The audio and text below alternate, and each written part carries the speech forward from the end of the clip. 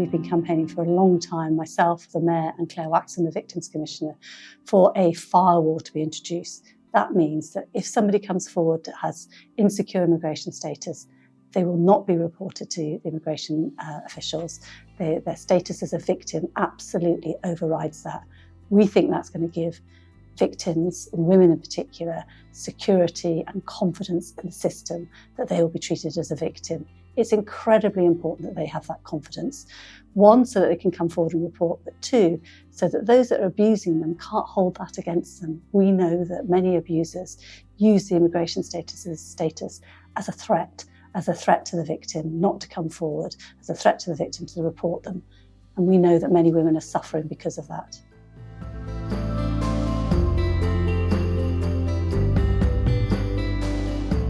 Firewall would make a huge difference to victims and survivors.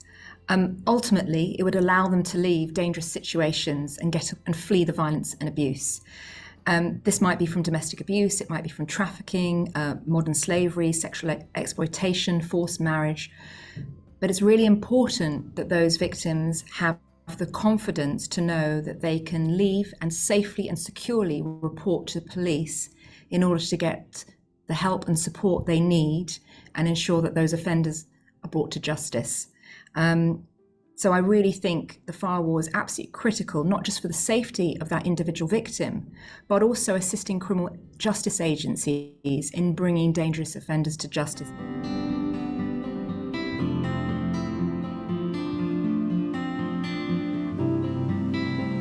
I strongly believe that a firewall will restore that trust and confidence and help to build confidence between police and migrant communities and victims, because they'll know that the police are going to consider them as victims first and foremost, and that their reports of abuse will be taken seriously and dealt with robustly.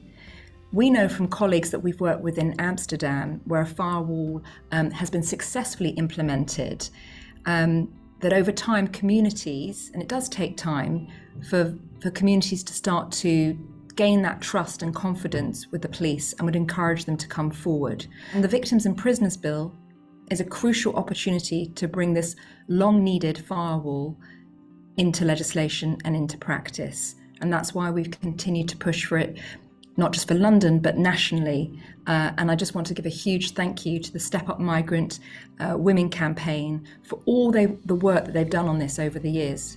And now it's time for government to listen.